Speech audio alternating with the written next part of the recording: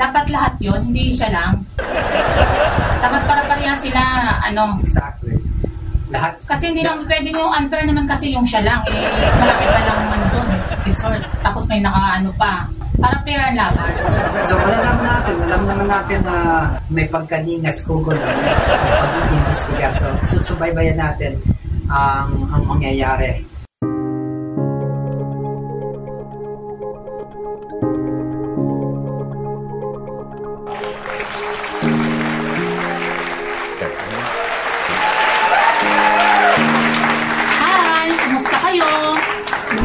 Sa ating episode ng Extraordinary Adventure Talk na The Beauty and the Nerd.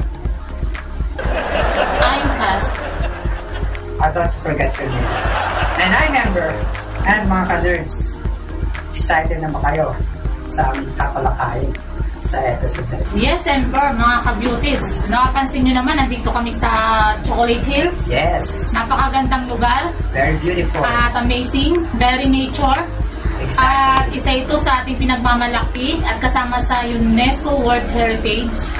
Yes, protected landscape. Protected area. Yeah. And speaking of protected landscape, anong masasabi nyo? Ang ganda-ganda ng lugar. And then biglang nakita nyo, mayroong nakatayong commercial area, may mga swimming pool or whatnot. Anong masasabi nyo? Sa tingin nyo ba napakaganda pa ng lugar? At yan ang pag-uusapan natin dahil nagkaroon tayo ng viral issue dito sa Chocolate Hills. Kaya nga nandito, pinuntahan namin ito. Ito kami para pag-usapan yan. Yes, Amber! Excited na ako. Kayo ba mga ka-beauties? Excited na rin ba kayo? Pero bago yan, pag-usapan na natin yung another issue rin sa iba pang protected landscape na sa lugar naman. Actually, dahil dito sa viral issue dito sa Chocolate Hills, nagkaroon ng awareness sa iba pang lugar. Sa Miscas, sa Mount Apo, at sa Surigao del Norte. Protected area na same issue rin, same problem rin, which is a desecration or degradation of the protected landscape. Yung sa Mount Apo. So, alam natin na Mount Apo ay pinakamataas na bundok sa buong Pilipinas. Yun, protected area din yun. And may mga same thing, pinagtayo ng mga commercial area. Pag protected area, kahit may mga limits lang na pwede mong gawin. Ayun nga, ang nareklamo ng mga tao doon, paano naman to yung kabuhayan nila? Kaso nga, binagyan sila ng kabuhayan, tapos inaabuso naman nila. So, ganun din ang issue sa isa namang small church na sa Surigao del Norte naman. Ilang dekada na silang inassign doon sa protected area. So, ayun nga mga ka-beauties, parehas lang din ito doon sa Mount Apo. Nagtayo sila ng mga commercial establishment dahil sa hindi nila sinunod yung mga rules na binigay sa kanila. Syempre, yung mga privilege na binigay sa kanila, babawiin din lahat yun. Exactly. At ito pa, mga ka-beauties and canard, about dun sa Socorro Church. Kulto nga daw sila. Hindi lang environment yung inabuso nila. Pati yung mga kamiyembro nga daw, inabuso ng dahil nga daw dun sa paratang na kulto sila. Pang-aabangan natin yung mga susunod na investigation dyan. Yes, alright, so napaganda ng ating kalakayan, mga ka-beauties and ka-nerds. Pero napansin naman, medyo tumataas na yung araw. Siyempre, yung ating ka-beauties, alam naman mga beauties, ayaw nilang umiitim. Kaya mga ka-beauties and ka-nerds, commercial break muna kami. We'll be back, mga ka-beauties. Welcome back mga ka-beauties and ka-nerds. Dito pa rin kayo nanonood sa ating Extraordinary Adventure Talk. Kasama si Miss Cass, ako si Amber. Katatapos lang namin ng commercial break pero talagang mataas na yung araw. Wala tayong magagawa kung ayaw niyong umitim. Kaya kailangan ikwento niyo na kung ano. Yes, Amber. Yan ang pag-uusapan natin about sa Chocolate Hills. Isang resort on sa Chocolate Hills na protected area na hindi dapat tinayuan. Ayun, tinuloy pa rin nila. Tinayuan pa rin nila. Ngayon, viral. Ano tinayo nila? Tumayo silang tumalang? Resort. Nagtayo sila. Okay, resort. Kailangan din namin mag-discuss kasi alam mo mga ka-netizens, nagkamali ka din sinabi, pwede ka mag-viral dyan. Pwede ka mag-viral dyan. Pero maganda rin kung mag-viral. So okay, tinayo ng resort. Tinayo ng resort. Ayun, nag-ano na naman, binulgar na naman ng isang vlogger. So, Viral na naman. Ngayon, iniimbestigahan na naman ng mga Senado. ang mga senado. Malamang si Tulfo na naman. Sino ang dapat sisihin. Okay, so let's talk about that na naman.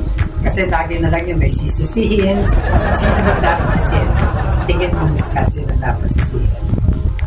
Yung nagpaintulot na tumayo doon. Kasi wala namang, hindi rin matatayo yun doon kung walang nagbigay ng Permit. permit.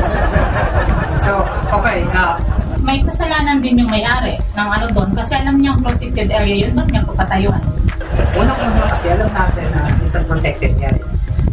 As an individual, as a Filipino, di ba? Kailangan meron ka na kagad mindset na, oy, wala kong mali, ba't ko gagawin? I'm sure may kinalaman din yung doon. Yung local government kasi kahit anong business naman, hindi matatayo kung walang business permit. It's just kinukuha sa mayor. And it so happens si Senator Tulfo ay active sa mga ganyang tiwaling Ngayon, natawa pa ako dun sa napanood kong conversation nila ni Senator Tulfo kasi hindi makasagot. Ibig sabihin, kasi kung alam mo yung ginagawa trabaho, alam mo yung isasagot.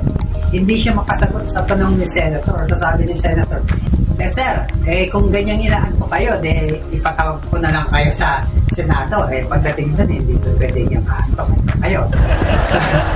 So alam mo naman si Senator. And ayun yung may-ari, ludugo-ludugo na parang nagrereklamo pa siya, na parang feeling niya siya yung biktima pa siya. Ito ginawa sa niya. Ano nga, sabi wala siyang ACC permit. Yeah. Paano na tayo yung doon resort? Ibig sabihin, yun nga, may kasabot siya. So, ang iniisip lang nila yung pansarili lang niya. Kumbaga, tas ito pa, ang sabi pa niya ay, hindi lang naman ako yung may ganito So, happy lang kasi siya sa kanya yung nag-viral. Meron pa pala iba pang mga resort doon. 2 pang resort na sabi niya, mas malala pang araw ang tinayong resort. So, ngayon ay sa mga iniimbestigahan. Bakit daw siya lang yung pinag-uusapan? Dapat lahat yun, hindi siya lang. Dapat para-pareha sila, Exactly. Lahat. Kasi hindi lang pwede yung unfair naman kasi yung siya lang. Marami pa lang doon, resort. Tapos may may nagbabalak pang magpatayo ulit ng resort. Hindi pwede yan. Dapat para pera laban. Ang problema kasi nito is masyadong mabagal ang proseso. Yun, so far ngayon, shutdown yung operation nila. Pero hindi ko lang pa ng plano. Sabi nung iba, kailangan i-demolish kasi para maibalik yung dating ganda ng